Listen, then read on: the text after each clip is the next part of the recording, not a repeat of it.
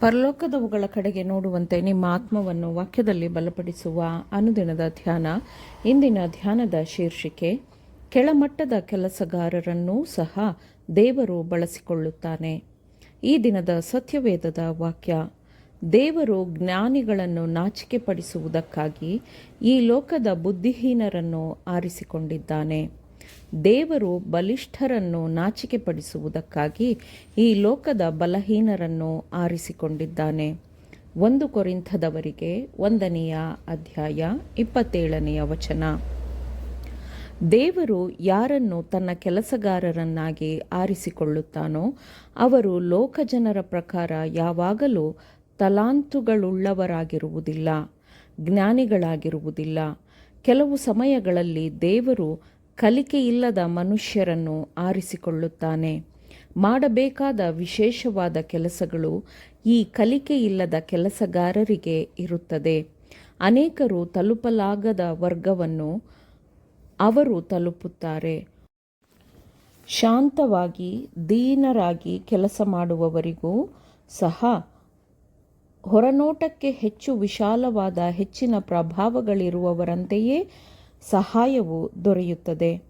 ಪ್ರತಿಯೊಬ್ಬ ಕೆಲಸಗಾರನೂ ಸಹ ಆತ್ಮನು ಅವರನ್ನು ಕ್ರಿಯೆ ಮಾಡಲು ಪ್ರೇರೇಪಿಸಿದ ಪ್ರಕಾರವೇ ಪ್ರತಿಫಲವನ್ನು ಪಡೆಯುತ್ತಾನೆ. ಈ ಕೆಲಸಗಾರರು ಸತ್ಯವನ್ನು ಸ್ವೀಕರಿಸಲು ತಮ್ಮ ಹೃದಯವನ್ನು ತೆರೆಯುತ್ತಾರೆ ಮತ್ತು ಅವರು ಕ್ರಿಸ್ತನಲ್ಲಿಯೂ ಕ್ರಿಸ್ತನ ಮೂಲಕವಾಗಿಯೂ ಜ್ಞಾನಯುಕ್ತರಾಗಿರುವಂತೆ ಮಾಡಲಾಗುತ್ತದೆ. ಅವರ ಜೀವನವು ದೈವಭಕ್ತಿಯ ಸುವಾಸನೆಯನ್ನು ಶ್ವಾಸಿಸುತ್ತದೆ, ಉಸಿರಾಡುತ್ತದೆ. ಅವರ ಮಾತುಗಳು ಅವರ ಬಾಯಿಂದ ಹೊರಬರುವ ಮೊದಲು ಚಿಂತನಾಶೀಲತೆಯಿಂದ ಪರಿಗಣಿಸಲಾಗಿರುತ್ತದೆ. ಅವರ ಕಾರ್ಯಗಳೂ ಸಹ ತಮ್ಮ ನಾಯಕನ ಕಾರ್ಯಗಳ ಮಾದರಿಯಲ್ಲಿಯೇ ಇರುತ್ತದೆ. ಅವರು ತಮ್ಮ ಜೊತೆ ಮನುಷ್ಯರ ಒಳಿತನ್ನು ಬಯಸುತ್ತಾರೆ, ಅದನ್ನು ಉತ್ತೇಜಿಸುತ್ತಾರೆ. ದುಃಖಿತರಿಗೂ ಬಳಲಿದವರಿಗೂ ಅವರು ಪರಿಹಾರ ಮತ್ತು ಸಂತೋಷವನ್ನು ತರುತ್ತಾರೆ. ದೇವರ ಚಿತ್ತಕ್ಕನುಗುಣವಾಗಿ ಕೆಲಸ ಮಾಡಲು ಕ್ರಿಸ್ತನ ತರಬೇತಿಯಲ್ಲಿ ನಿರಂತರವಾಗಿ ಇರಬೇಕಾಗಿರುವ ಅಗತ್ಯತೆಯನ್ನು ಅವರು ಕಂಡುಕೊಳ್ಳುತ್ತಾರೆ. ಶಿಲುಬೆಯನ್ನು ಹೊತ್ತು ಸ್ವಾರ್ಥ ನಿರಾಕರಣೆಯನ್ನು ಪಾಲಿಸಿದ ತಮ್ಮ ರಕ್ಷಕನನ್ನು ಎಷ್ಟು ಉತ್ತಮವಾಗಿ ಹಿಂಬಾಲಿಸಬಹುದೋ ಅಷ್ಟನ್ನೂ ಮಾಡಲು ಅವರು ಅಧ್ಯಯನ ಮಾಡುತ್ತಾರೆ. ದೇವರ ಕರುಣೆ ಮತ್ತು ಪ್ರೀತಿಯನ್ನು ಅವರು ಅನುಸರಿಸುತ್ತಾ ತಾವು ಪ್ರೀತಿಸುವ ಮತ್ತು ಸೇವಿಸುವ ಮಹಿಮಾಪೂರ್ಣನಿಗೆ ಮಹಿಮೆ ಸಲ್ಲಿಸುತ್ತಾ ಅವರು ದೇವರ ಸಾಕ್ಷಿಗಳಾಗಿರುತ್ತಾರೆ. ಅವರು ಉನ್ನತ ಮಟ್ಟದ ಪರಿಪೂರ್ಣತೆಯನ್ನು ತಲುಪಿದಾಗಲೂ ನಿರಂತರವಾಗಿ ಮಹಾಬೋಧಕನ ಬಗ್ಗೆ ಅವರು ಕಲಿಯುತ್ತಿರುತ್ತಾರೆ.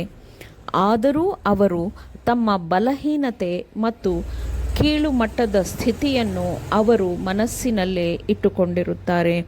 ಕ್ರಿಸ್ತನ ಗುಣಸ್ವಭಾವದ ಸೌಂದರ್ಯಕ್ಕಾಗಿ ಅವರು ಹೊಂದಿರುವ ಬಲವಾದ ಸ್ವೀಕಾರದಿಂದ ಅವರು ಆಲೋಚನೆಗಳಲ್ಲೂ ಉನ್ನತ ಸ್ಥಾನಕ್ಕೆ ಸೆಳೆಯಲ್ಪಡುತ್ತಾರೆ. ಅವರು ಕ್ರಿಸ್ತನ ಸದ್ಗುಣಗಳನ್ನು ಅಭ್ಯಾಸಿಸುತ್ತಾರೆ, ಪಾಲಿಸುತ್ತಾರೆ, ಏಕೆಂದರೆ ಕ್ರಿಸ್ತನ ಜೀವನದೊಂದಿಗೆ ಅವರ ಜೀವನವು ಒಂದಾಗಿರುತ್ತದೆ.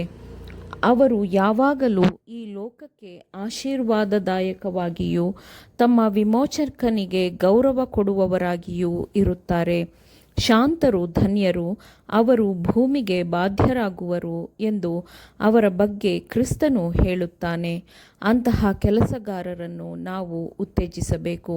ಮನುಷ್ಯರು ನೋಡಬೇಕೆಂದು ಅವರು ಕೆಲಸ ಮಾಡದೆ ದೇವರನ್ನು ಮಹಿಮೆಪಡಿಸುವುದಕ್ಕಾಗಿಯೇ ಕೆಲಸವನ್ನು ಮಾಡುತ್ತಾರೆ ಮತ್ತು ಆ ಕೆಲಸವು ಕ್ರಿಸ್ತನ ಪರಿಶೀಲನೆಯನ್ನು ಸಹಿಸಿಕೊಳ್ಳುತ್ತದೆ. ಅವರು ಬಿಟ್ಟು ಹೋಗುವ ಸ್ಥಾನವನ್ನು ತುಂಬುವ ಸಮರ್ಥ ಜನರೊಂದಿಗೆ ದೇವರು ಅವರನ್ನು ಸಂಪರ್ಕಕ್ಕೆ ತರುತ್ತಾನೆ. ಅವರು ಗುರುತಿಸಲ್ಪಡುವಾಗ ಮತ್ತು ಪ್ರಶಂಸೆಯನ್ನು ಹೊಂದುವಾಗ ಕ್ರಿಸ್ತನು ಸಂತೋಷಿಸುತ್ತಾನೆ, ಯಾಕೆಂದರೆ ಅವರು ಕ್ರಿಸ್ತನ ಸೇವೆಯ ಸರಪಳಿಯಲ್ಲಿ ಕೊಂಡಿಗಳಾಗಿರುತ್ತಾರೆ ಮತ್ತು ತನಗಾಗಿ ಕೆಲಸ ಮಾಡುವ ಪ್ರತಿಯೊಬ್ಬನ ಕೆಲಸವು ಎಷ್ಟು ಚಿಕ್ಕದಾಗಿದ್ದರೂ ಅದನ್ನು ಗುರುತಿಸಲ್ಪಡಬೇಕು ಎಂಬುದು ದೇವರ ಬಯಕೆಯಾಗಿದೆ. ವಿಮೋಚನೆಗೊಂಡವರು ಪರಲೋಕದ ಅಂಗಳಗಳಲ್ಲಿ ಒಟ್ಟು ಸೇರಿದಾಗ ಈ ರೀತಿಯ ಕೆಲಸಗಾರರ ವರ್ಗವು ದೇವರ ಮಗನ ಪಕ್ಕದಲ್ಲಿಯೇ ನಿಲ್ಲುತ್ತದೆ. ಅವರು ದೇವರ ನ್ಯಾಯಾಲಯದ ಅಂಗಳಗಳಲ್ಲಿ ಪ್ರಕಾಶಮಾನವಾಗಿ ಹೊಳೆಯುತ್ತಾರೆ. ಮನುಷ್ಯ ಮಾತ್ರದವರಿಗೆ ತನ್ನ ಜೀವವನ್ನೇ ಕೊಟ್ಟವನಿಗೆ ಸೇವೆ ಸಲ್ಲಿಸುವುದು ಮಾನ್ಯವಾದದ್ದು ಎಂದು ಅವರು ಭಾವಿಸಿದ ಕಾರಣ ಅವರು ಪರಲೋಕದಲ್ಲಿ ದೇವರಿಂದ ಗೌರವವನ್ನು ಹೊಂದುತ್ತಾರೆ.